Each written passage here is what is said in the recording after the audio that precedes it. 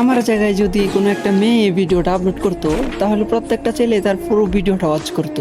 এমনকি কত সুন্দর সুন্দর কমেন্ট করতো, বলতো আপু আপনি কি আমার সাথে 1v1 করবেন, আপু আপনি না অনেক ভালো গেম প্লে করেন, আপু আপনার সাথে আমি অ্যাড হতে চাই, আরো কত সুন্দর সুন্দর কমেন্ট করতো রে ভাই।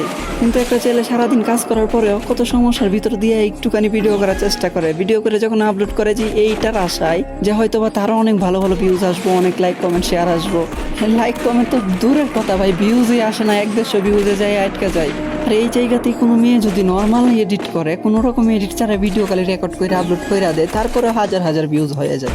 আমি এটা বলতে চাইতেছি না যে মেয়েদেরকে কেউ সাপোর্ট করো না, হ্যাঁ মেয়েদেরকেও সাপোর্ট করো, কিন্তু হ্যাঁ পাশাপাশি ছেলেদেরকেও করো।